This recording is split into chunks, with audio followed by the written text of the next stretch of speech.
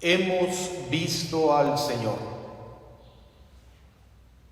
Queridos hermanos y hermanas, un saludo a cada uno de ustedes que desde su hogar siguen esta transmisión por la situación de la pandemia que continuamos enfrentando. Yo sé que es difícil para muchos de ustedes, pero gracias por cuidarse y por cuidarnos todos. La Iglesia en este domingo, después del domingo de Pascua, celebra el Domingo de la Divina Misericordia,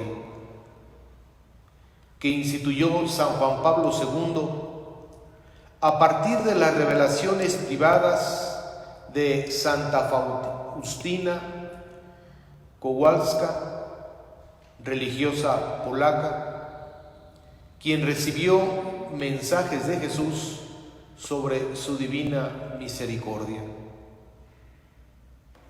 Qué inmensa gracia nos da el Señor en este tiempo pascual, en que estamos celebrando la victoria de Jesús sobre la muerte, al recordarnos que cada uno de nosotros, como bautizados, miembros del pueblo de Dios, estamos llamados también a la santidad. Y la alcanzamos cuando reconocemos que somos pecadores y somos perdonados por Él gracias a su infinita misericordia.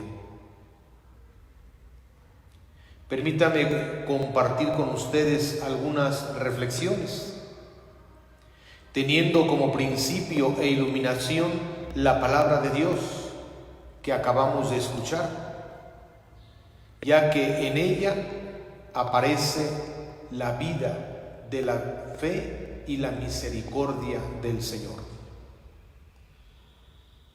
La primera lectura, tomada de los Hechos de los Apóstoles, muestra cómo vivían las primeras comunidades cristianas. Todos los creyentes vivían unidos y lo tenían todo en común. Así se destaca lo fundamental que es la vida en fraternidad para el cristiano, que comparte con alegría y sencillez. Esta fuerza para poder ayudar y compartir viene de la unidad que tenían al asistir al templo, al hacer oración, para así estar en contacto con Dios. Es satisfactorio como ahora, ante el grave problema de la pandemia de COVID-19 que enfrentamos, somos testigos de tantas y tantas personas y comunidades que viven con este espíritu de los primeros cristianos, de orar, ayudar y compartir. En la segunda lectura, el autor sagrado nos recuerda que solamente la resurrección de Cristo da la esperanza de una vida nueva que no se puede corromper. Vida que alcanzamos si aceptamos las adversidades de la existencia en una dimensión de fe, pues ellas nos ayudan a someter la fe ante las pruebas, que sin la fe en Cristo serían muy difíciles de superar. Pruebas que desgraciadamente traen consigo dolor, como la enfermedad que ahora tenemos en nuestra sociedad, que genera además incomprensión, injusticia y tantas otras formas más que tanta gente va enfrentando, pero que enseñan a superar la indiferencia que vivíamos cuando vemos el dolor del otro, cuando tocamos y palpamos acompañando el dolor del otro. Ahora todos tenemos que ser solidarios cuidarnos personalmente, pero también cuidar de los otros. En el Evangelio San Juan aborda el feliz hecho de la resurrección. Para meditar sobre él vale la pena recordar que el acontecimiento de haber encontrado las mujeres y los apóstoles la tumba vacía fue la experiencia más impactante para la vida de cada uno de ellos y de la primera comunidad. Y son, por lo tanto, las apariciones de Jesús lo que llega a confirmar la única razón: Él está vivo. Los apóstoles y discípulos, a partir de estos encuentros en las apariciones con el Señor, crecen y fortalecen su fe. Y es esta la razón del cambio tan fuerte que experimentan en su vida, de estar encerrados, temerosos, por miedo a los judíos, sin esperanza, se fortalecen y salen a proclamar la experiencia real que viven de estar con Jesús vivo, con Jesús resucitado. Es importante tener en cuenta que en estos encuentros de Jesús resucitado con los miembros de la comunidad, siempre inician por una iniciativa de Él. Aparece y desaparece cuando menos lo piensan. Un dato interesante lo da el evangelista cuando afirma: estando cerradas las puertas de la casa donde se hallaban los discípulos. Al analizar los textos de las apariciones, aparece una dinámica en ellas. Jesús se presenta, los saluda, pero ellos dudan y manifiestan desconfianza. Aquí debemos de preguntarnos, ¿cuál es la razón de esa desconfianza?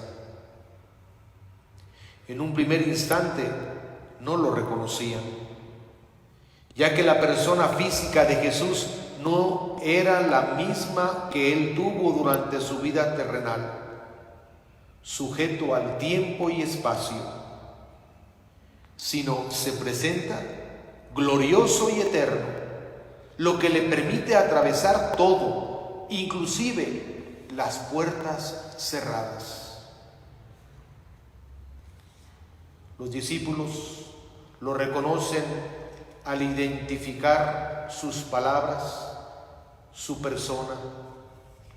Este reconocimiento, en él está la certeza que tuvieron de la presencia de Jesús resucitado. Fue el resultado de haberle conocido, haber compartido con él momentos difíciles y alegres. Este reconocerlo es fruto de la fe, que les abre su corazón y los lanza a su misión de proclamar la presencia de Jesús resucitado como discípulos misioneros. Es fundamental tomar en cuenta que siempre Jesús en las apariciones se presenta con estas palabras: la paz esté con ustedes. Cuando Jesús saluda con la paz, no está ofreciendo a sus discípulos un estado de vida que no tenga dificultades. Ofrecer este estado de vida sería tanto como ofrecer una vida fuera de la condición humana. La paz que ofrece Jesús es la certeza de que viviremos con Él en su reino y que la existencia de la persona no termina en este mundo. Así el Evangelio muestra que Jesús vive y está nuevamente entre los suyos. No es un fantasma. Hoy el texto muestra la incredulidad de Tomás, fruto de la falta de fe. El apóstol incrédulo quiere ver, quiere tocar, exige pruebas que le certifiquen para salir de sus dudas. Ante esto Jesús vuelve a actuar. Jesús quiere que Tomás abra las puertas que aún tiene cerradas de la fe y la esperanza, que venza sus miedos y que también sea partícipe de la paz y la alegría que trae la resurrección.